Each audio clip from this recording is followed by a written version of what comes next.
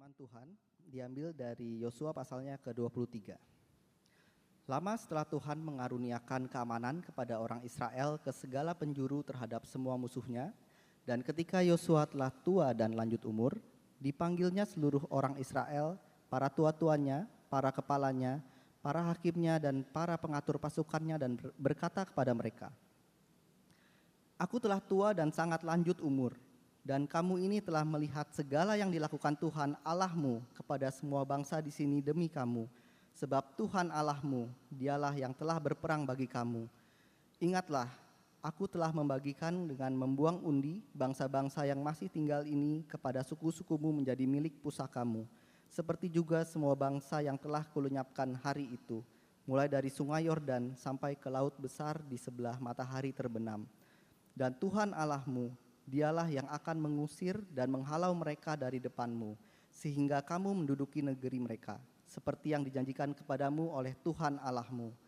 Kuatkanlah benar-benar hatimu dalam memelihara dan melakukan segala yang tertulis dalam kitab hukum Musa, supaya kamu jangan menyimpang ke kanan atau ke kiri, dan supaya kamu jangan bergaul dengan bangsa-bangsa yang masih tinggal di antaramu itu, serta mengakui nama Allah mereka dan bersumpah demi nama itu, dan beribadah atau sujud menyembah kepada mereka.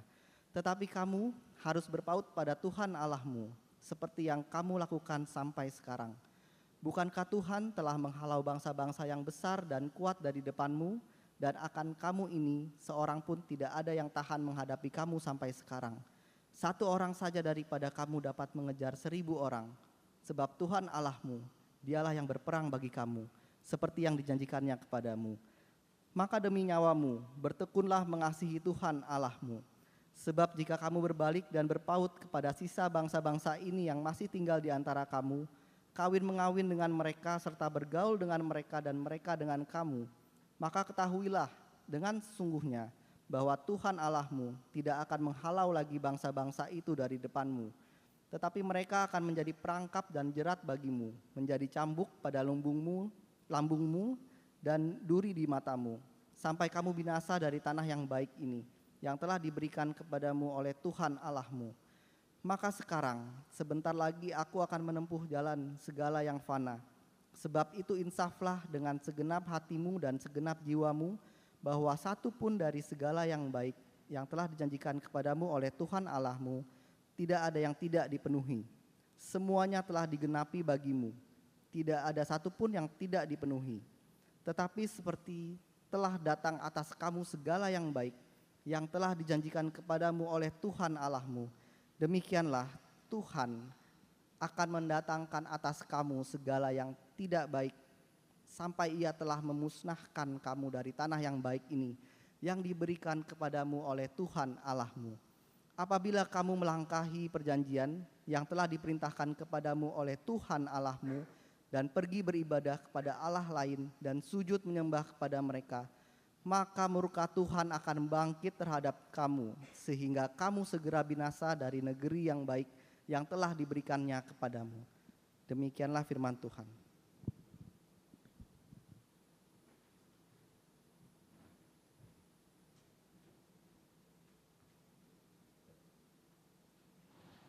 Terima kasih Saudara Kristi yang sudah memimpin kita dalam membaca perikop yang akan kita renungkan hari ini dari Yosua pasal 23. Saudara, saya ingin mengingatkan, ingin memberitahukan Saudara, mohon maaf setelah kebaktian ini, biasakan saya ada di sini bisa ngobrol-ngobrol sebentar, tapi setelah kebaktian saya harus langsung pergi Saudara, ada urusan di Covenant City Church, jadi mohon maaf, jadi setelah kebaktian saya mungkin gak bisa terlalu banyak menyapa saudara atau berbincang-bincang dengan saudara, tapi kalau saudara ingin berbincang-bincang dengan kami saudara untuk mengetahui tentang GPC lebih dalam lagi, saudara bisa menghubungi atau berbincang-bincang langsung dengan salah satu dari leader atau para usher kami saudara ya. Mari kita persiapkan hati kita tunduk kepada Tuhan untuk mendengarkan firman yang akan Tuhan sampaikan hari ini. Kita berdoa. Bapa, seringkali hati kami tidak menyadari atau bahkan lupa akan siapa sebenarnya pribadi Tuhan yang begitu besar dan maha kuasa. Hati kami mungkin seringkali mengecilkan kuasa Tuhan, meremehkan apa yang dapat Tuhan perbuat dalam kehidupan kami, dan hati kami cenderung ingin mencari Allah-Allah lain yang menurut kami lebih menarik daripada Tuhan. Kami berdoa melalui firman yang akan kami dengarkan hari ini, agar hati kami kembali terpaut kepada Tuhan di dalam anak-Mu Tuhan Yesus Kristus yang telah mati dan bangkit bagi setiap daripada kami. Kami memohon kemurahan-Mu Tuhan, kami memohon belas kasihan-Mu Tuhan, untuk menyadarkan setiap hati kami yang sudah berbelok daripada Tuhan, dan kami meminta kemurahan-Mu, pertolongan daripada Roh Kudus melalui firman yang akan kami renungkan bersama-sama hari ini, agar hati kami, kehidupan kami kembali menyembah dan terpaut kepada satu-satunya Tuhan dan Juru Selamat kami yang hidup, Tuhan Yesus Kristus. Terima kasih Bapa, kami mau serahkan pemberitaan firman Tuhan hari ini ke dalam tangan-Mu, berbicara kepada setiap hati kami. Dalam nama Tuhan Yesus Kristus kami berdoa dan mengucap syukur. Amin. Oke, saudara, kenapa kita langsung skip ke pasal 23? Memangnya pasal 12 sampai pasal 22 yang sebelumnya kita sudah lihat kan terakhir berhenti di pasal 11, lalu kita skip 12 sampai 22. Emangnya itu bagian yang enggak penting, saudara? Sama sekali tidak, saudara ya.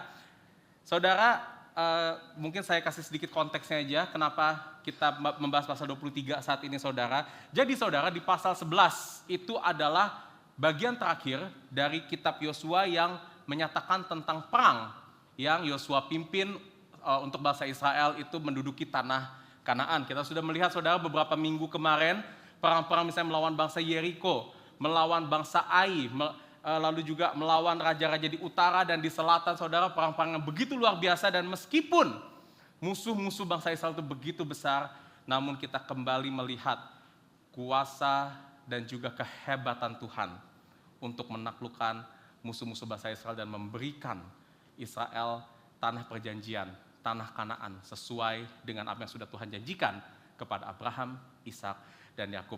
Nah, sekarang saudara, sebetulnya setelah pasal 11 selesai, di pasal 12 sampai 22, section itu berpindah, saudara. Kayak ada babak baru di dalam narasinya, di mana sekarang bangsa Israel itu sudah masuk ke tanah perjanjian, dan mereka punya tugas sekarang untuk membagi wilayahnya, saudara. Wilayah tanah perjanjian itu menurut 12 suku Israel, ya, yang masuk ke tanah perjanjian. Saya kasih rekap sedikit, saudara, apa yang terjadi di antara 10 pasal ini, saudara ya.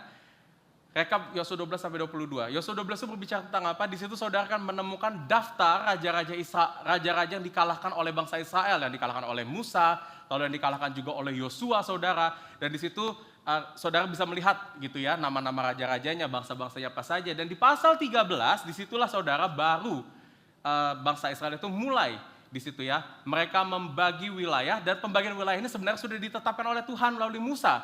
Ya, jadi sudah tahu saudara sebenarnya bagian-bagian mana saja bangsa-bangsa itu mendapatkan wilayahnya gitu ya. Nah, di pasal 13 itu dimulai dari sebelah timur Sungai Yordan, saudara ya, di sebelah timur Sungai Yordan terlebih dahulu. Itu terutama kepada 3 suku, suku Ruben, suku Gad, dan setengah suku Manasye, ya 2,5 suku sebenarnya, saudara ya.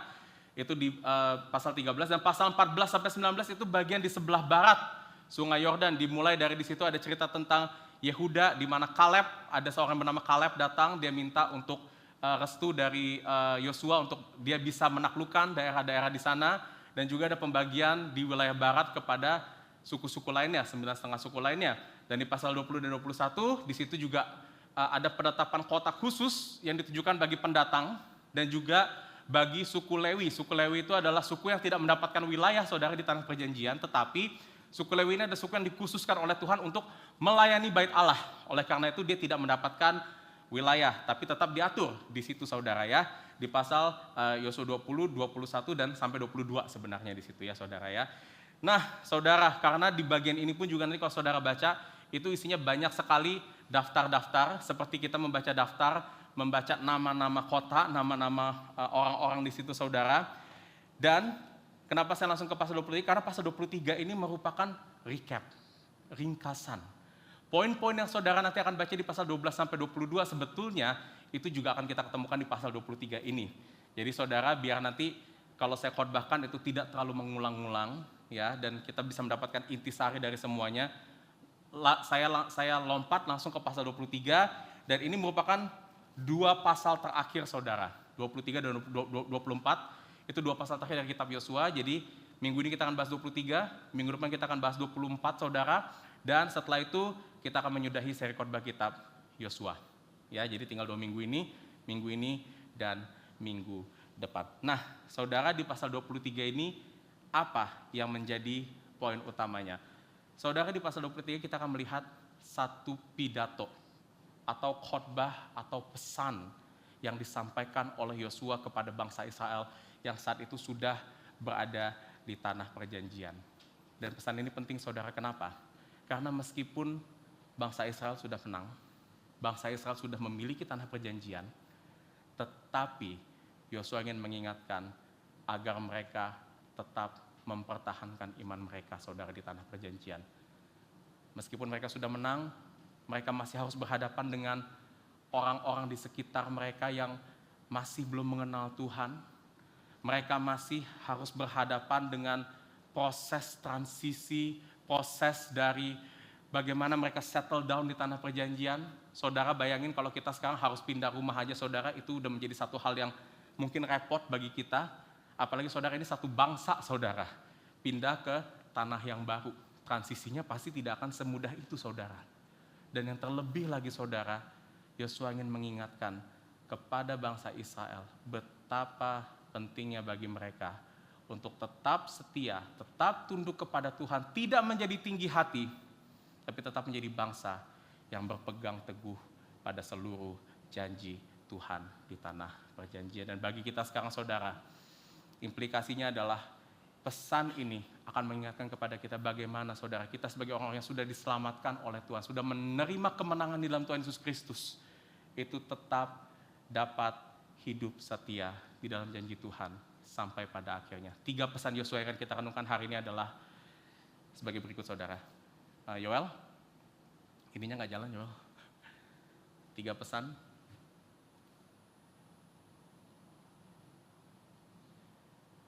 Oke, udah. Oke, 3 pesan yang akan kita dengar dari Yosua. Yang pertama adalah untuk kita tunduk pada pemimpin sejati kita, taat pada seluruh perintahnya, dan taruh hati kita pada janji Tuhan. Kita akan mendengar 3 pesan ini saudara dari kitab Yosua pasal 23. Jangan tutup Alkitab kita saudara, karena saya akan merujuk secara dekat setiap poin-poin ini dari perikop yang tadi sudah kita baca, supaya saudara melihat ini bukan pesan yang saya bikin-bikin sendiri, tapi ini betul-betul diambil atau dikatakan oleh firman Tuhan melalui Yosua kepada kita semua. Kita masuk ke poin yang pertama, tunduk pada pemimpin sejati kita. Nah, saudara, Yosua pasal 23 ini adalah pesan Yosua kepada bangsa Israel yang saat itu sudah menduduki tanah Kanaan, dan ini terjadi saat Yosua sudah tua dan lanjut umurnya. Seperti yang tertulis di ayat pertama saudara, kita lihat di situ dikatakan, setelah Tuhan mengaruniakan keamanan kepada orang Israel ke segala penjuru, dan ketika Yosua telah tua dan lanjut umur, dan di ayat 2 Yosua sendiri berkata dengan mulutnya sendiri bahwa dia sudah tua, dia sudah lanjut umurnya saudara. Nah, Yosua kemungkinan pada saat ini sudah berumur 100-an tahun. Minggu depan di pasal 24 kita melihat Yosua itu akan meninggal di usia 110 tahun saudara. Dan kita nggak tahu apakah ucapan di pasal 23 ini ke pasal 24 itu apakah satu ucapan besar, atau bedanya cuma beberapa hari atau beberapa tahun, kita nggak tahu. Tapi bisa disimpulkan bahwa saat Yosua berkata dia sudah tua, dia umurnya mungkin sudah mendekati ajalnya saudara. Dan sampai saat ini Yosua itu sudah dipandang sebagai pemimpin yang sangat hebat. Prestasinya sudah luar biasa saudara, dan dia sudah menjadi pemimpin yang disegani oleh orang-orang Israel dan juga bangsa-bangsa lain yang ada di sekitar mereka. Kita sudah melihat apa yang Yosua telah lakukan supaya bangsa Israel itu bisa menduduki tanah perjanjian. Strateginya luar biasa saudara. Ada banyak mujizat-mujizat terjadi melalui dirinya. Bahkan mujizat yang nggak pernah terjadi lagi saudara, matahari berhenti. Kita lihat 2 minggu yang lalu, itu terjadi pada saat Yosua memimpin saudara. Dan keberadaan Yosua ini sudah menjadi satu hal yang dimana Israel itu udah bergantung sama mereka. Kalau saudara nanti baca misalnya di Yosua pasal 16-17, Ya, di situ ada dua suku saudara, suku Efraim dan suku Manasye. Mereka itu memiliki satu isu, wilayah mereka terlalu sempit karena jumlah mereka tuh sangat banyak sekali. Mereka nggak tahu mesti ngapain, bingung, mereka datang ke Yosua, dan Yosua bilang apa? Kamu kan jumlahnya banyak. Kalau kamu jumlahnya banyak, udah kamu pergi. Kamu taklukkan wilayah-wilayah yang masih diduduki oleh bangsa-bangsa asing, karena wilayah itu sudah dijanjikan Tuhan. Mereka sudah sangat bergantung kepada Yosua, dan Yosua adalah sosok yang sangat hebat, saudara, bagi Israel. Kita lihat di sini, Yosua sebagai pemimpin yang hebat itu bisa memberikan arahan, dorongan, kesadaran bagi bangsa Israel agar mereka terus dapat memperjuangkan tanah Kanaan yang telah Tuhan janjikan bagi mereka. Dan sampai di sini kita mungkin melihat bahwa keberadaan Yosua itu sangat diperlukan sekali, saudara, supaya apa? Kemenangan yang mereka raih itu bisa tetap dipertahankan sampai pada akhirnya. Saudara, kita juga mungkin berpikir saat ini kalau kita itu perlu sosok pemimpin yang hebat kayak Yosua supaya iman kita bisa bertumbuh. Kita pikir, saudara, kita perlu pemimpin yang bisa khotbah yang bagus, teologi dan pengetahuan Alkitabnya dalam, pemimpin yang bijak dalam mengambil keputusan, yang berkarisma, yang bisa membuat program-program atau keputusan yang membuat gereja kita atau komunitas kita itu bisa menjadi komunitas yang sehat, yang kita bisa percayai, yang bisa membuat kita betul-betul bertumbuh dan merasa nyaman di dalamnya, saudara. Maka itu gak heran, saudara, kalau banyak orang Kristen itu saat ini mencari komunitas, mencari gereja lokal, itu karena reputasi pemimpinnya atau pendetanya. Terlepas, saudara, dari setuju atau tidak setuju kita dengan pengajaran yang dipegang seorang pemimpin, tapi kita nggak bisa pungkiri bahwa gereja-gereja yang saat ini, kalau saudara lihat jemaat itu banyak, mega church gitu ya, saudara ya. Khususnya yang ada di Indonesia itu seringkali punya pendeta yang namanya tuh besar. Bahkan tidak jarang, orang-orang Kristen itu jadi sangat bergantung kepada sosok pemimpin, sampai mengkultuskan nama pemimpin atau pendeta tertentu, saudara. Ada yang mungkin kita tahu kalau dia cuma mau datang gereja kalau pendeta tertentu yang khotbah. Kalau pendetanya itu khotbah di tempat lain, wah, rombongan ikut ke gereja lain itu, saudara. Karena saking bergantungnya dia dengan pendeta tersebut. Yang bisa saya bilang, orang-orang Kristen tanpa disadari bahkan telah menggantungkan iman mereka kepada sosok pemimpin atau pendeta. Akhirnya kita juga banyak menemukan suatu gereja itu sangat identik karakteristiknya dengan karakteristik pendetanya, saudara. Kalau pendetanya itu tegas, pendetanya pintar, jemaatnya pun juga akan seperti itu. Kalau pendetanya itu mungkin sifatnya melo, sifatnya mungkin ada kelihatan lembut, ya jemaatnya juga mungkin akan seperti itu juga. Saudara, saya tidak mengatakan bahwa kepemimpinan, kemampuan, dan nama besar seorang pendeta itu nggak penting bagi kita. Kita tetap perlu pemimpin-pemimpin Kristen yang hebat seperti Yosua. Kita butuh pendeta-pendeta Kristen, pemimpin-pemimpin rohani yang pintar berkhotbah, yang teologinya dalam, bijak dalam memimpin dan mengambil keputusan. Terlebih lagi yang karakternya mencerminkan karakter Kristus, yang senantiasa takut akan Tuhan hatinya, saudara. Tetapi di awal pesan Yosua di pasal 23 ini, Yosua mau mengingatkan satu hal yang penting kepada kita semua. Sehebat-hebatnya sosok pendeta, mereka tetap manusia yang Tuhan pakai. Yosua, sehebat-hebatnya Yosua, dia menjadi tua dan akan segera menutup usianya. Kita nggak bisa, saudara, menggantungkan hati kita kepada sosok pendeta, sosok pemimpin manusia. Yes, Tuhan memang udah pilih mereka untuk memimpin kita. Betul, saudara, kita butuh mereka untuk pertumbuhan iman kita, saudara. Itulah mengapa Tuhan menempatkan kita di satu gereja yang memiliki pemimpin. Karena di dalam sosok pemimpin inilah Tuhan mau menyatakan kehendaknya, mau mendisiplinkan kita, mau mengajarkan kita untuk berjalan di dalam Tuhan dengan setia. Kita butuh sosok pemimpin, nggak bisa kita berjalan tanpa pemimpin. Tetapi disinilah Yosua menekankan agar hati kita tidak terpaut.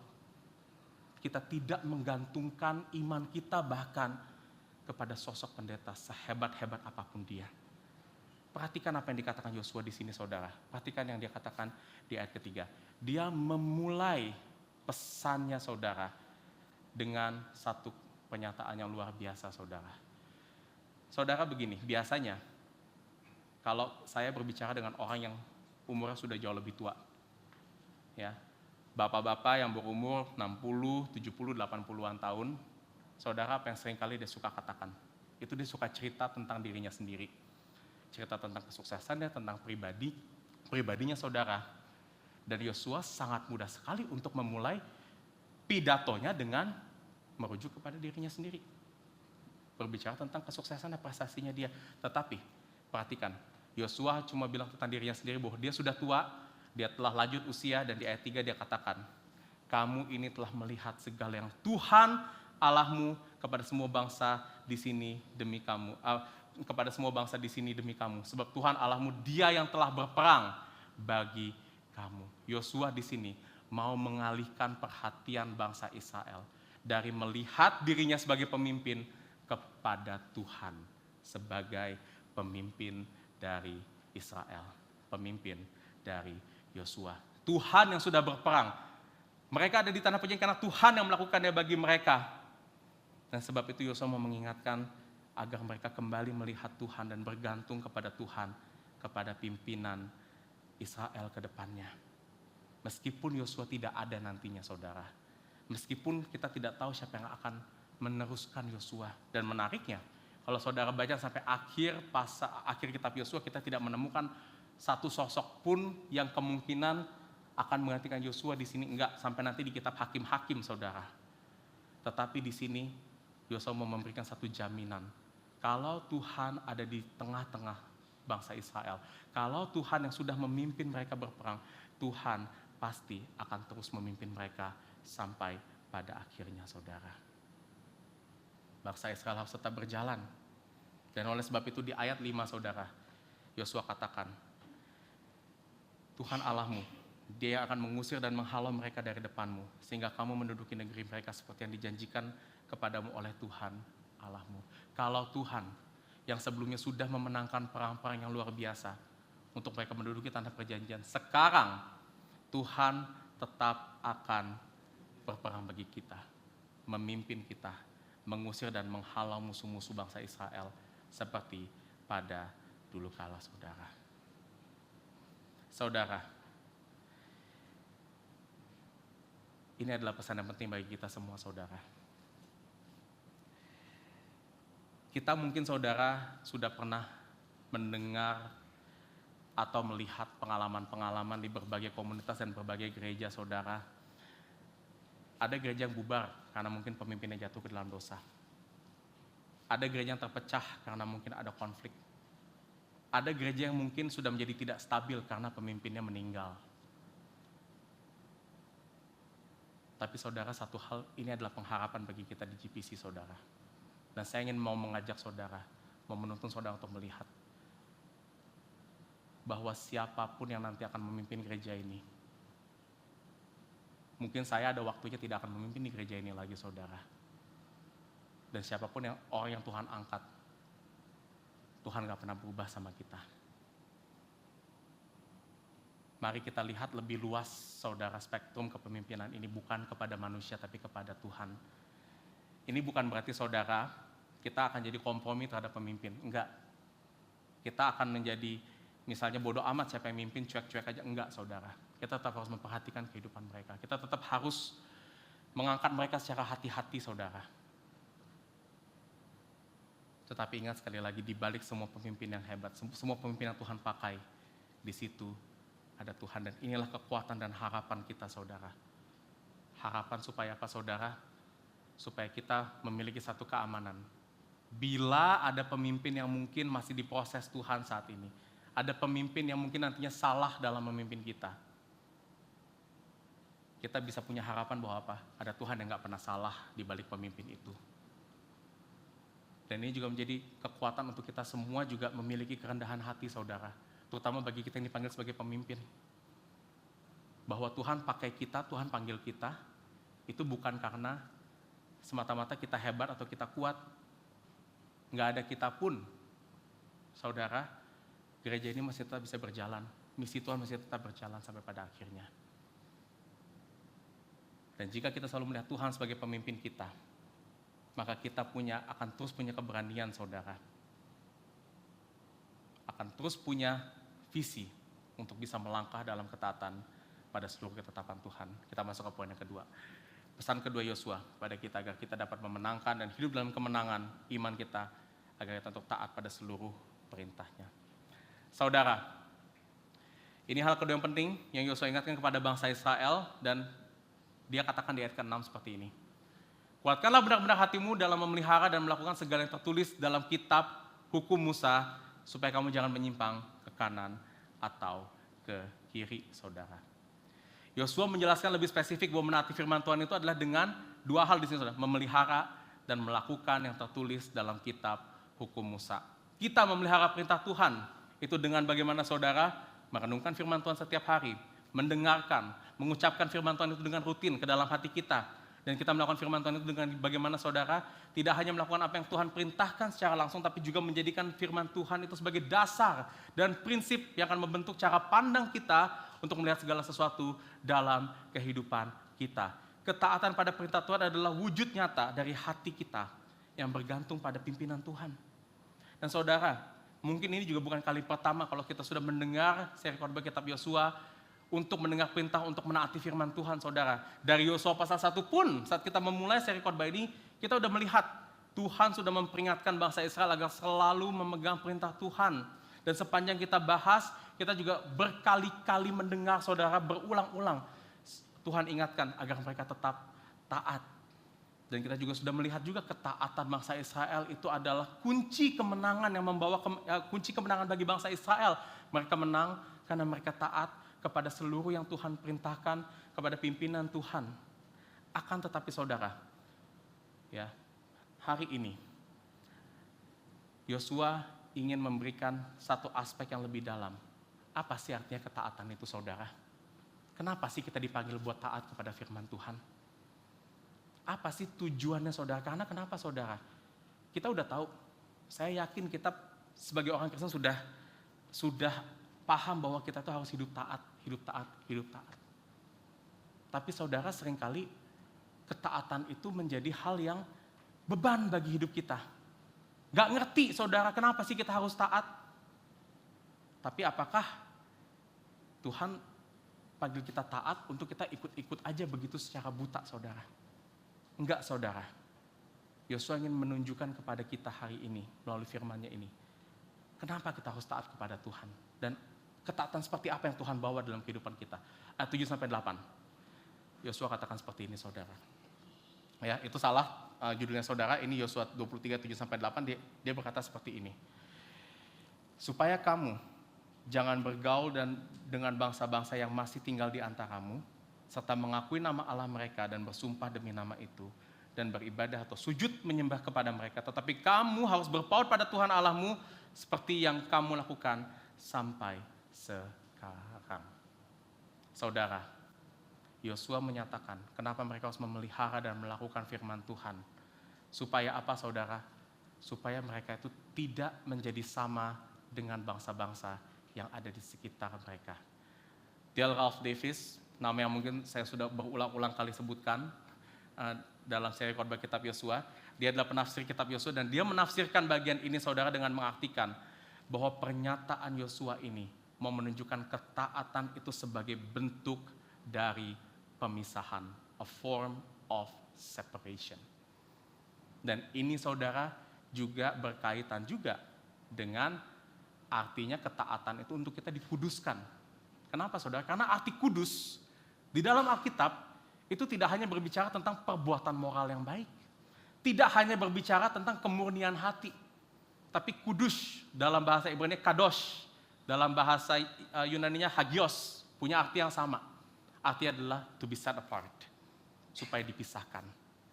Artinya, saudara, ketaatan bangsa Israel pada seluruh firman Tuhan bertujuan agar mereka punya keterpisahan hidup dengan bangsa-bangsa di sekitar mereka, supaya bangsa Israel tidak terpengaruh dengan Allah-Allah mereka, dengan ibadah dan budaya mereka yang bertentangan dengan prinsip firman Tuhan, serta dengan cara hidup mereka yang tidak memuliakan nama Tuhan.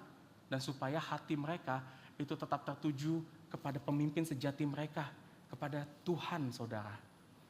Ketaatan pada seluruh perintah Tuhan juga akan membawa pemisahan dari dunia ini ke dalam hidup kita. Nah, pertanyaannya gimana pemisahan ini terjadi, saudara? Apakah artinya kalau kita taat firman Tuhan, kita itu akan memisahkan diri kita dari dalam dunia ini, nggak boleh ada kontak dengan apapun yang ada di dalam dunia ini? Buat komunitas yang terisolasi, seperti misalnya kelompok Amish di Amerika Serikat, yang mereka hidupnya berkomunitas sendiri, tidak tergantung dengan apa yang ada dalam dunia ini, mereka bikin pakaian sendiri, mereka menanam makanan mereka sendiri, saudara. Apakah itu pemisahan yang Tuhan maksudkan kepada kita? Nah, saudara, pemisahan yang terjadi karena ketaatan dalam firman Tuhan, itu bukan untuk memisahkan kita dari segalanya yang ada di dalam dunia ini. Karena selama kita masih ada dalam dunia ini, kita masih tetap dipanggil untuk tinggal bersama-sama dengan orang yang berbeda kepercayaan dengan kita. Kita masih bekerja untuk kesejahteraan bangsa dan negara ini. Apalagi kita juga masih punya satu tugas misi untuk apa, saudara? Mengabarkan Injil kepada mereka yang belum mengenal Tuhan. Dan bagaimana mungkin kita bisa melakukan semua hal itu kalau kita terpisah segala-galanya dari mereka? Kita tetap harus kontak dengan mereka, berelasi dengan mereka. Terpisah yang dimaksudkan di sini itu bukan pemisahan secara fisik. Pemisahan ini dijelaskan oleh Paulus di Roma 12 ayat 2. Satu ayat yang mungkin saudara sudah pernah dengar. Paulus katakan seperti ini, janganlah kamu menjadi serupa dengan dunia ini, tetapi berubahlah oleh pembaharuan budimu. Sehingga kamu dapat membedakan manakah kehendak Allah, apa yang baik, yang berkenan kepada Allah, dan yang sempurna, saudara. Pemisahan ini akan terjadi dalam pembaharuan budi, atau dalam bahasa Inggrisnya the renewal of mind, saudara. Sehingga saudara, saat kita menaati firman Tuhan, itu bukan seperti kita itu taat dengan menambah aturan-aturan ke dalam hidup kita. Misalnya saudara, kita sudah tahu sekarang kalau misalnya kita punya aturan hidup, kita tahu misalnya mencuri itu salah, membunuh itu salah. Lalu kita tambahin lagi aturannya. Oh kan Tuhan Yesus bilang, kalau kita membenci orang aja itu udah membunuh, jadi kita tambahin aturannya. Saudara, ketaatan itu bukan semata-mata additional into our life, tapi ketaatan itu transformational, mengubahkan, saudara. Dan ketaatan kita pada firman Tuhan itu akan memisahkan hati, pikiran dan jiwa kita dari cara pandang dan prinsip-prinsip dunia yang selama ini mungkin kita pegang dan kita percayai. Dan itulah kenapa, saudara, seringkali dalam kita menaati perintah Tuhan itu, kita akan menemukan banyak sekali hal-hal yang men-challenge kehidupan kita. Pernah nggak, saudara, waktu kita semakin bertumbuh, semakin merenungkan firman Tuhan, ikut Bible study, ikut CG, akhirnya saudara bisa muncul pertanyaan yang sebelumnya tidak muncul di dalam benak saudara. Pernah nggak, saudara, waktu kita berusaha untuk mengikuti Tuhan, menaati Tuhan, saudara menemukan hal-hal yang dilematis dalam saudara dan mengambil keputusan saudara? Men-challenge diri saudara tentang kenapa kehidupan kita menjadi seperti ini. Ya, mungkin pertanyaan itu tidak ada sebelumnya, saudara. Misalnya saudara yang masih single di sini. Saudara mungkin yang masih single di sini mau mencari pasangan hidup. Ya, dunia ini berkata apa? Ya, cari pasangan hidup yang sesuai sama kamu aja, yang cocok personality-nya. Cari deh pasangan hidup yang fisiknya oke, background-nya oke. Tapi firman Tuhan bilang apa? Cari pasangan hidup yang seiman sama kamu. Dan di situ mungkin pikiran saudara, hati saudara ter-challenge. Yang seiman tapi nggak cocok gimana? Atau mungkin saudara, dunia ini berkata, kalau misalnya ada orang yang membenci kita, udah nggak usah repot, putus aja hubungannya. Kalau ada orang yang memusuhi kita, ya udah, musuhi balik bahkan, bales. Tapi firman Tuhan bilang apa? Waktu ada yang membenci kita, memusuhi kita, kasihi mereka. Berdoa bahkan bagi mereka yang menganiaya kita. Kalau dunia berkata, kamu harus takut dan khawatir kalau kamu nggak punya cukup untuk memenuhi kebutuhan hidupmu. Tapi firman Tuhan berkata apa? Jangan khawatir tentang apa yang akan kamu minum, kamu makan, kamu pakai.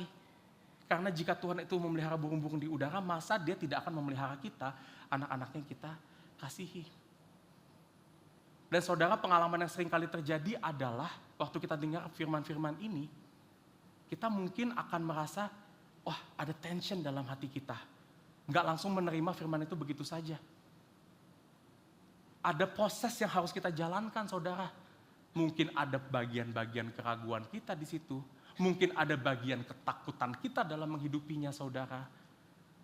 Dan mungkin juga kita akan diproses bagaimana nggak khawatir dengan kehidupan ini, tapi menyerahkan segala sesuatu kepada Tuhan. Itu prosesnya bisa berbulan-bulan, bertahun-tahun, melalui banyak relasi, melalui banyak jatuh bangun dalam kehidupan kita.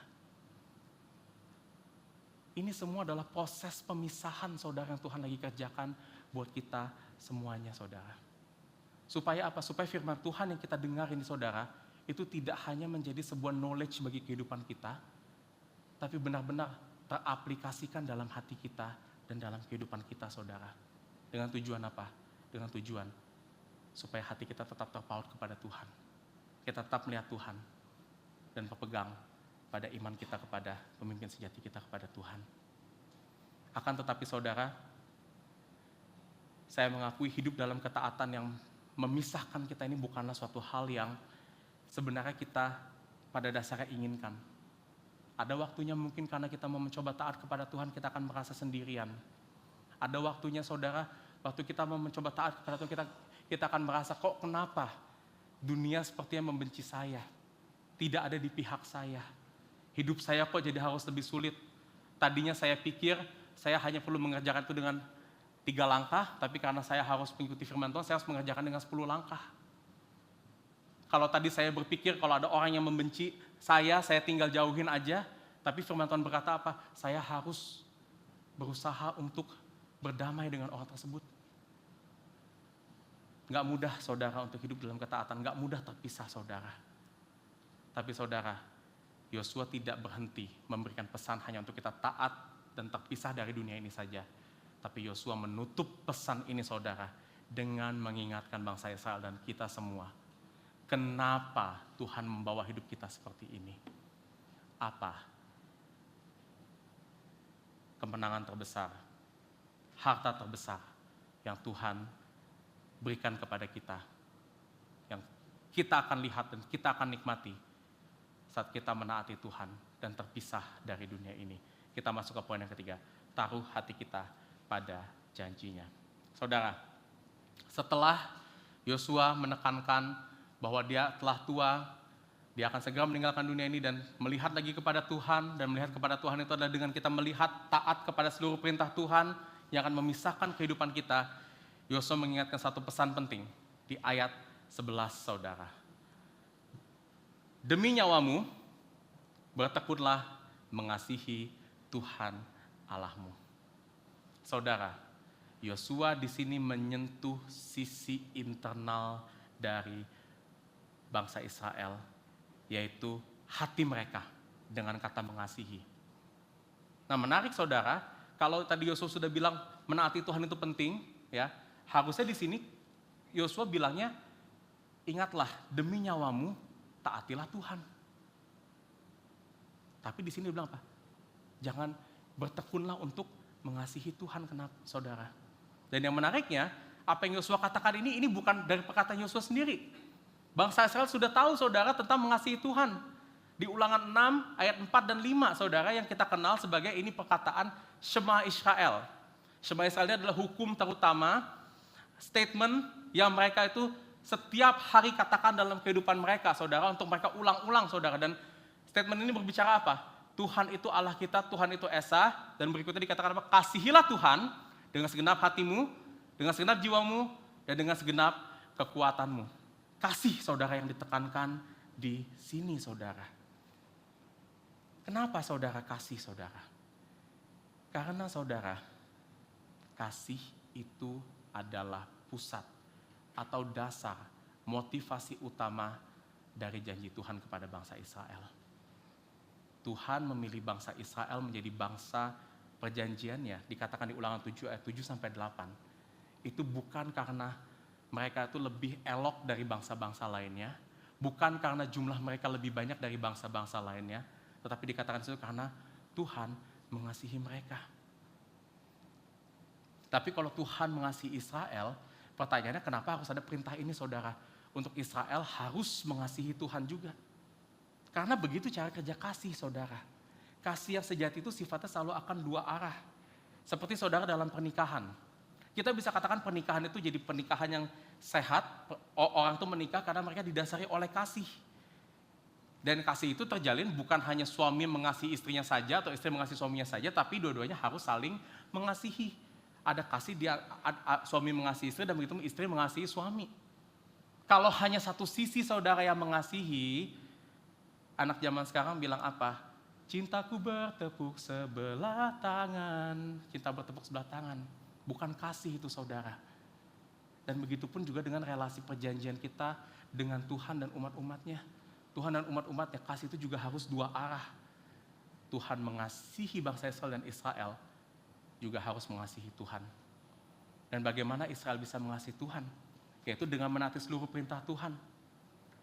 Perintah Tuhan itu adalah wujud kasih Tuhan kepada bangsa Israel dan juga sarana bagi bangsa Israel untuk mengasihi Tuhan, saudara. Itu dia kenapa saudara tadi di dalam pernyataan iman kita melihat bahwa dasar dari semua perintah Tuhan itu apa? Kasih. Mengasihi Tuhan dan mengasihi sesama saudara. Dan itulah kenapa Yosua bilang mengasihi Tuhan ini ada kata awalnya saudara, demi nyawamu. Artinya apa? Mengasihi Tuhan itu begitu sangat penting, bahkan kehidupan kita bergantung di sini saudara. Karena kenapa saudara? Kalau bangsa Israel tidak mengasihi Tuhan, mereka tidak akan menjadi bangsa yang biasa-biasa saja. Kalau bangsa Israel tidak mengasihi Tuhan, maka yang akan mereka dapatkan adalah murka daripada Tuhan. Maka itu kenapa di ayat 12-13, setelah Yosua menyatakan hal ini, Yosua memberikan peringatan saudara kepada bangsa Israel di sini. Yosua bilang, di ayat 12 dan 13, ketahuilah sesungguhnya bahwa Tuhan Allahmu tidak akan menghalau lagi bangsa-bangsa itu dari depanmu, kalau mereka tidak mau saudara atau berkompromi, kawin campur dengan bangsa-bangsa lain. Tuhan bilang apa? Tuhan gak akan menyertai mereka lagi. Dan dari 15-16 dikatakan apa? Yosua mengingatkan bahwa sebagaimana Tuhan telah mendatangkan yang baik, Tuhan juga akan mendatangkan yang buruk, yaitu memusnahkan Israel dari tanah yang baik ini apabila kamu dikatakan apa? Melangkahi perjanjian yang telah Tuhan perintahkan, yang telah diperintahkan kepadamu oleh Tuhan Allahmu dan pergi beribadah kepada Allah lain dan sujud menyembah mereka. Yosua di sini mau mengingatkan, betul Tuhan sudah mengasihi kalian dan telah memberikan tanah perjanjian sebagai bukti kasih Tuhan kepada kalian bangsa Israel. Tetapi kalau kalian memilih untuk kalian gak mau menaati Tuhan, kalian gak mau mengasihi Tuhan, kamu sudah melanggar janji Tuhan, dan itu artinya kamu tidak mau lagi hidup dalam kasih Tuhan. Dan kalau kamu tidak mau hidup dalam kasih Tuhan, maka kamu layak untuk dimusnahkan seperti Tuhan sudah memusnahkan lawan-lawan Israel di tanah Kanaan yang juga tidak mau tunduk kepada Tuhan. Namun kita tahu bersama apa yang terjadi kepada bangsa Israel setelah Yosua mengucapkan peringatan kebinasan ini. Apakah bangsa Israel lantas betul-betul menjadi bangsa yang betul-betul mengasihi Tuhan? Kita lihat saudara apa yang terjadi setelah kitab Yosua. Di Hakim-Hakim, Israel perlahan-lahan jatuh. Mereka tidak lagi terpisah, tapi menjadi seperti bangsa-bangsa di sekitar mereka. Menyembah berhala. Mereka tidak lagi mengindahkan perintah Tuhan. Bahkan mereka hidup dalam moralitas yang buruk, yang bisa dikatakan lebih buruk daripada bangsa-bangsa yang buruk moralitasnya. Israel dalam sejarahnya melanggar janji Tuhan dan memilih untuk hidup di luar kasih Tuhan. Dan kita tahu bersama, bangsa Israel pada akhirnya dibuang dari tanah perjanjian sebagai konsekuensinya. Dan lantas kalau begitu saudara, apa artinya kemenangan yang telah Tuhan berikan bagi bangsa Israel pada saat itu?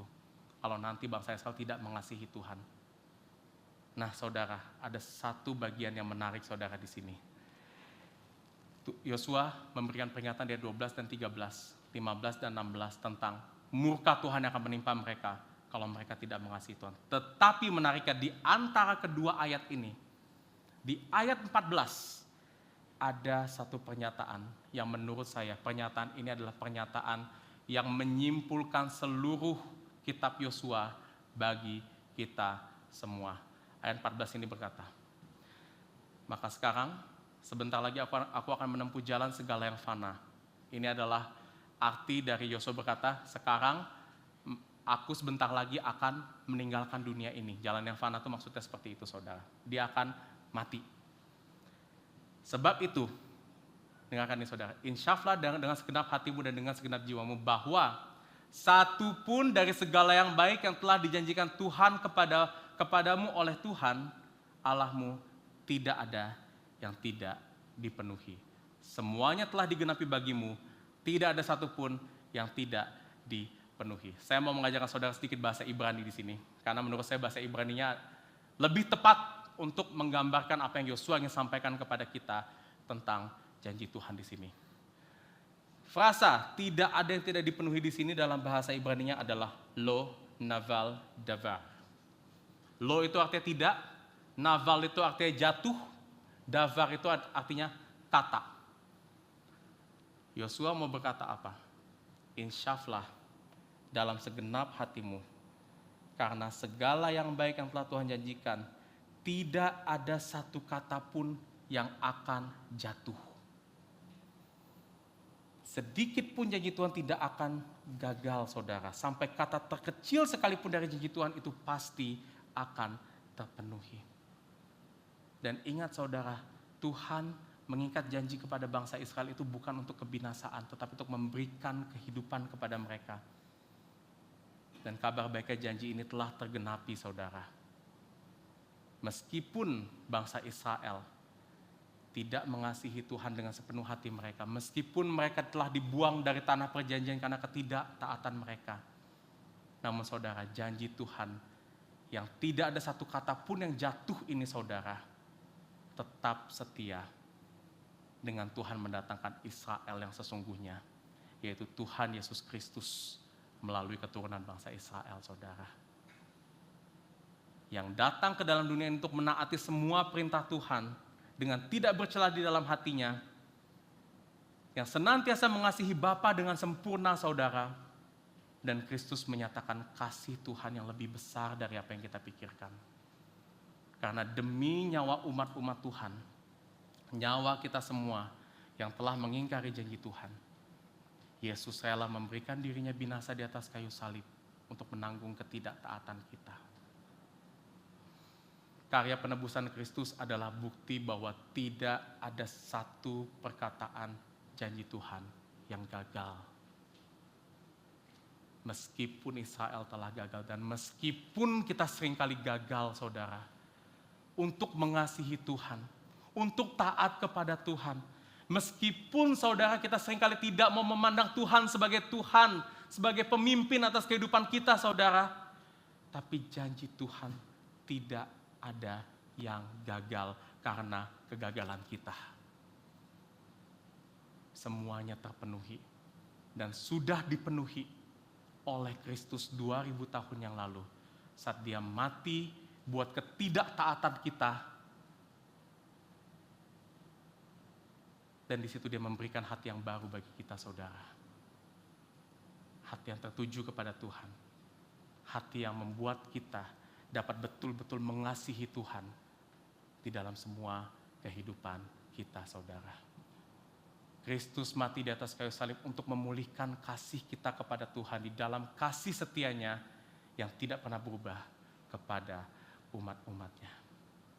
Dan saya mau menutup firman ini dengan Mazmur 62 ayat 4, saudara. Dikatakan, sebab kasih setiamu lebih baik daripada hidup. Di dalam Kristuslah, saudara, kita bisa menghidupi apa yang Yosua katakan, demi nyawamu bertekunlah untuk mengasihi Tuhan. Karena di dalam Kristus, di dalam kasih setianya, di dalam kasih setia yang dinyatakan kepada janjinya kepada kita, saudara, dia akan terus menerus memulihkan hati kita. Dia akan terus menerus mendorong kita untuk hidup bagi Tuhan, untuk mengasihi dirinya, menaati firman Tuhan bukan dengan paksaan, tapi kita menaati firman Tuhan karena kita telah terpenuhi oleh kasih Tuhan. Saudara, saya mau menutup dengan satu kesimpulan, saudara. Kenapa kasih ini penting, saudara, untuk kita hidup bagi Tuhan, untuk kita menaati Tuhan, saudara. Saya bisa katakan ada 4 level dari ketaatan saudara di dalam kehidupan kita. Dari level pertama sampai keempat itu dari terendah sampai tertinggi. Level yang terendah yang paling pertama saudara, kita itu mau taat sama orang, karena orang itu punya kedudukan yang lebih tinggi daripada kita. Misalnya ini terjadi di kantor saudara, di perusahaan saudara. Kita mau menaati atasan kita, kenapa? Karena dia adalah atasan kita. Orangnya baik atau tidak, dia bisa kerja atau tidak, itu nggak masalah.